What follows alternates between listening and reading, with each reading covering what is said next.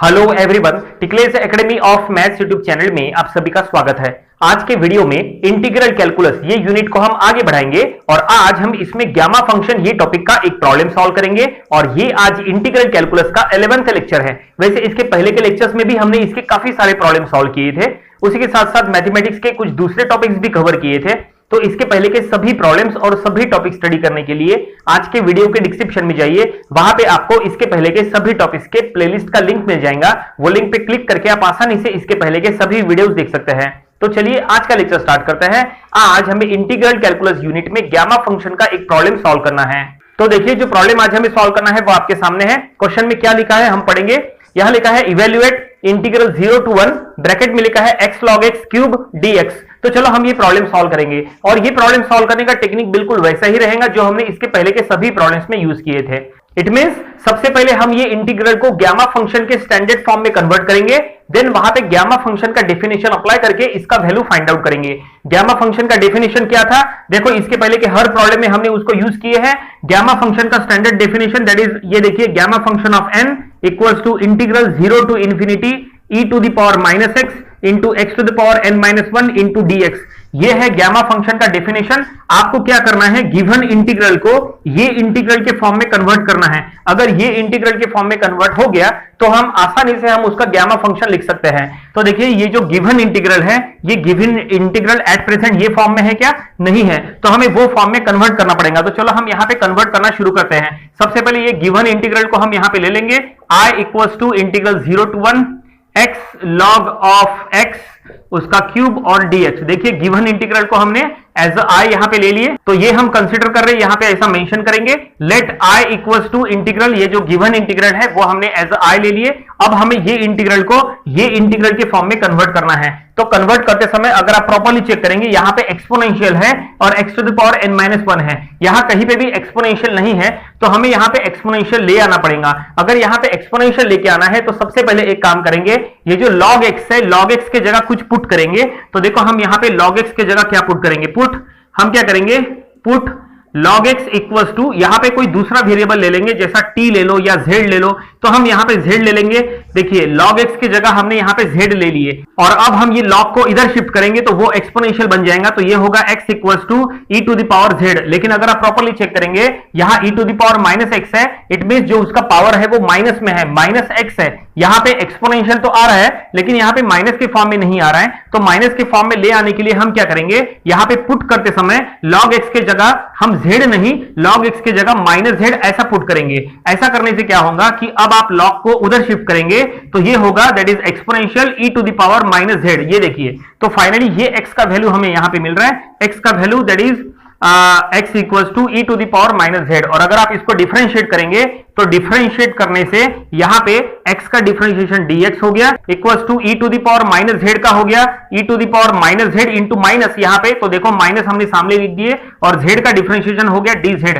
तो फाइनली हमें dx का यहां पे वैल्यू मिल गया। डिफरेंशिएशन करने के बाद dx का value that is minus e to the power minus z into dz। और अब इतना होने के बाद हमें लिमिट भी चेंज करना पड़ेगा, जो कि ये इंटीग्रल में जो लिमिट है वो x का लिमिट है, लेकिन हमें ये इंटीग्रल z के फॉर्म में तैयार करना है, तो हमें z का लिमिट यहां पे क्रिएट करना पड़ेगा। तो z का लिमिट कैसे क्रिएट करेंगे, देखिए, x का यहां पे लोअर लिमिट और x का अपर लिमिट जो भी है वो हम यहां पे लेंगे। देखो, x का ये लोअर लिमिट 0 है, तो देखो, और x का अपर लिमिट 1 है।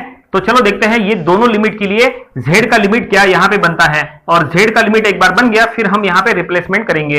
देखो, x का लोअर लिमिट यहां पे 0 है, अगर x का लोअर लिमिट 0 है तो x का वैल्यू जो है वो आप यहां पुट अप करेंगे। ये जो इक्वेशन है log x equals to minus z, यहां पे x का वैल्यू 0 पुट करो तो ये होगा log 0 is equal to minus z। तो log 0 क्या होगा, इंफिनिटी होता है, तो यहां पे z का लोअर लिमिट हो गया इंफिनिटी, ठीक है। और x का अपर लिमिट 1 है, इसका मतलब x का वैल्यू 1 अब आपको यहां पुट करना है, log of 1 equals to minus z। log of 1 कितना, 0, तो इसका मतलब z का यहां पे लिमिट हो गया 0। तो फाइनली हमें यहां पे लिमिट मिल गया, ये लोअर लिमिट, ये अपर लिमिट, ठीक है। और अब ये लिमिट का यूज करके हम यहां पे पूरी तरह से रिप्लेसमेंट करेंगे।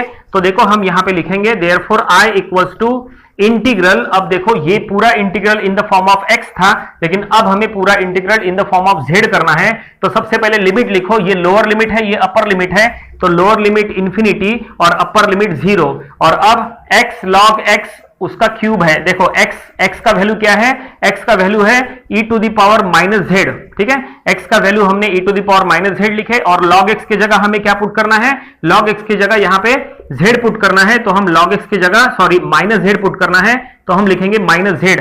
ये बहुत जरूरी है कि ये रिप्लेसमेंट बिल्कुल सही हो, रिप्लेसमेंट में अगर गलती हो गई तो बहुत प्रॉब्लम हो सकती है। तो यहाँ log x का वैल्यू माइनस z है, इसलिए log x की जगह हमने माइनस z लिखे। और अब यहाँ पे ब्रैकेट का पावर 3 है, तो यहाँ पे हम ब्रैकेट का पावर यहाँ 3 दे देंगे और बाहर यहाँ पे dx है, dx का वैल्यू क्या है, dx का वैल्यू है that is minus e to the power minus z into d z. ऐसा सब कुछ जो है वो आपको z के फॉर्म में रखना है। तो देखो हमने सब कुछ z के फॉर्म में रखा है, बस इसको सॉल्व करना है और इसको सॉल्व करके आपको क्या करना है, इसको ये गामा फंक्शन के डेफिनेशन के फॉर्म में आपको कन्वर्ट करना है। अगर ये फॉर्म में आ गया तो हम आसानी से उसका गामा फंक्शन निकाल सकते हैं। हमें यहाँ पे इंटीग्रल, एक्सपोनेंशियल और x to the power n-1 ये फॉर्म में हमें इसको लेके आना है। तो कैसे लेके आएंगे, देखिए यहाँ पे अब हम क्या करेंगे, देखिए सबसे पहले तो यहां देखिए एक्सपोनेंशियल यहां भी है और यहां भी है, तो दोनों एक्सपोनेंशियल को मल्टीप्लाई कर लो। तो दोनों एक्सपोनेंशियल को मल्टीप्लाई करेंगे तो जो उसका पावर है वो हम ऐड कर सकते हैं। और यहां पे हमें लिमिट भी चेंज करना पड़ेगा, क्योंकि जो स्टैंडर्ड डेफिनेशन में लिमिट है उसमें 0 नीचे है और इंफिनिटी ऊपर है, लेकिन यहां पे इंफिनिटी नीचे है, 0 ऊपर है। और ये लिमिट को चेंज करना काफी आसान है। उसके लिए सिर्फ हमें एक काम करना पड़ेगा, ये जो माइनस है ये माइनस को हमें बाहर लेके आना है। इट मींस हमें माइनस को यूज करना है, क्योंकि ये इंटीग्रेशन की प्रॉपर्टी है कि अगर आप माइनस को यूज करेंगे तो आप उसका लिमिट चेंज कर सकते हैं। अपर लिमिट लोअर लिमिट की जगह जाएगा और लोअर लिमिट अपर लिमिट की जगह यहां पे आ जाएगा। तो हम क्या करेंगे, माइनस को हम यूज करेंगे, माइनस को हम यहां से निकाल देंगे। माइनस को ये निकालने से ये लिमिट जो है वो चेंज हो जाएंगी। तो ये देखो चेंज हो गई, नीचे आ गया 0 और ऊपर आ गया इंफिनिटी। हमने ये माइनस का यूज किए हैं और अब जो बचा है वो हम यहां लिखेंगे। लेकिन लिखते समय हम देखो क्या करेंगे, यहां पे ये देखो ब्रैकेट का पावर 3 है, तो हम क्या करेंगे, ये 3 जो है ये पावर इसको अलग से दे देंगे और इसको अलग से दे देंगे। क्योंकि ये पूरे ब्रैकेट का पावर 3 है, तो अब हम क्या करेंगे, इसका पावर इसको दे देंगे और इसका पावर इसको दे देंगे। तो हम यहां पे लिखेंगे e टू द पावर, ये पावर यहां देने से क्या होगा, e to the power minus 3z ऐसा हो जाएगा, ठीक है। और यहां पे इसको पावर देने के बाद ये क्या होगा, माइनस z, यहां पे माइनस z, माइनस होना जरूरी है, तो ये माइनस z और उसका पावर 3, ठीक है। हमने क्या किया, दोनों का पावर यहां पे दोनों को अलग अलग पावर दे दिए और ये e to the power minus z as it is है और ये dz भी एज इट इज है। ये माइनस कहा गया, तो ये माइनस का यूज करके हमने यहां पे लिमिट चेंज कर दिए। तो फिलहाल हमने यहां तक इतना कर लिए और अब हमने जैसा कहा था कि हमें क्या करना है, दोनों एक्सपोनेंशियल को मल्टीप्लाई करना है। देखो यहां पे 2 एक्सपोनेंशियल की टर्म्स है, तो दोनों एक्सपोनेंशियल की टर्म को मल्टीप्लाई करो तो उसका पावर हमें ऐड करना पड़ेगा। यहां माइनस 3z है, यहां माइनस z है, तो ये हो जाएगा माइनस 4z। तो ये हम ऐसा लिखेंगे, that is integral 0 to infinity e to the power minus 4z। देखो लिमिट जो है 0 to infinity e to the power minus 4z, क्योंकि हमने ये दोनों एक्सपोनेंशियल को मल्टीप्लाई कर लिए। और यहाँ पे माइनस जो है वो माइनस z, ये देखिए यहाँ पे माइनस z क्यूब, यहाँ पे आप ब्रैकेट देने की जरूरत नहीं है, हम यहाँ पे z का क्यूब कर लेते हैं और माइनस का क्यूब करने के बाद आंसर माइनस ही होता है। तो यहाँ पे जो माइनस आएगा, ये देखिए माइनस हम यहाँ से बाहर निकाल लेते हैं, हम यहाँ पे माइनस बाहर निकाल लेते हैं और ये लिखेंगे z cube into d Z. हमने इसको ऐसा लिखा, ये काफी सिंपल फॉर्म है, इसमें ज्यादा कॉम्प्लिकेशंस नहीं है। dz वही का वही है, ठीक है। एक्सपोनेंशियल को मल्टीप्लाई कर लिए और बस ये z जो है वो ब्रैकेट में है, ब्रैकेट के बजाय हमने सिंपली यहाँ पे z क्यूब लिखा है और ये जो माइनस है वो बाहर ले लिए। वैसे भी माइनस का क्यूब माइनस ही होता है, तो इसलिए हमने माइनस बाहर ले लिए। अब चेक करो कि ये जो इंटीग्रल है ये गामा फंक्शन के डेफिनेशन के अकॉर्डिंग आया है क्या, नहीं आया, बिल्कुल नहीं आया, अभी भी नहीं आया। यहां पे क्या चेंजेस है, देखिए यहां e to the power minus x है, जबकि यहां e to the power minus 4z है।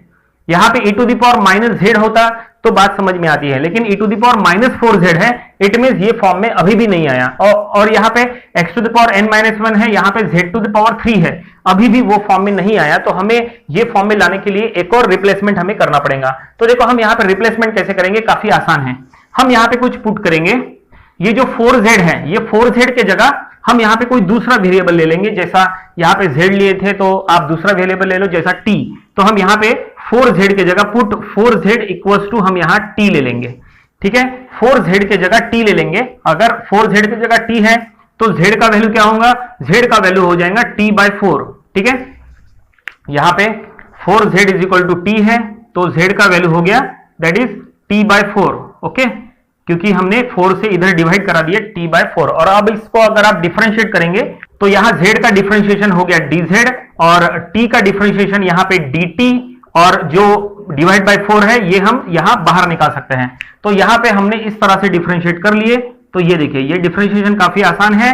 z को डिफरेंशिएट किए dz आ गया, t का हो गया dt और 1/4 हमने बाहर ले लिए। और अब हमें लिमिट चेंज करना पड़ेगा। ये जो लिमिट है ये z का लिमिट है, हमें t का लिमिट यहां पे क्रिएट करना है। तो देखो t का लिमिट कैसे बनाएंगे, z का लोअर लिमिट और z का अपर लिमिट, इसी का हमें यूज करना है। तो z का लोअर लिमिट क्या है, z का लोअर लिमिट 0 है और z का अपर लिमिट इंफिनिटी है। z का लोअर लिमिट अगर 0 है तो अगर आप वो 0 यहां पे पुट करेंगे, देखो z के जगह 0 पुट करेंगे तो t का वैल्यू भी 0 हो जाएगा, तो t का लोअर लिमिट भी 0 हो गया।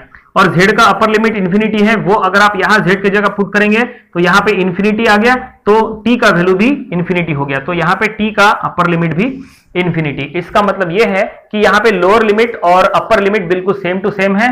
पहले जो 0 टू इंफिनिटी था अभी भी 0 टू इंफिनिटी ऐसा ही रहेगा। तो चलो फाइनली अब हम यहां रिप्लेसमेंट करेंगे। तो ये देखिए रिप्लेसमेंट हम करेंगे, ये हो जाएगा i इक्वल्स टू इंटीग्रल फिर से 0 टू इंफिनिटी, लिमिट वही रहेगा, लिमिट चेंज नहीं होगा क्योंकि हमने लिमिट देखो बिल्कुल सेम यहां पे प्रूफ किया है।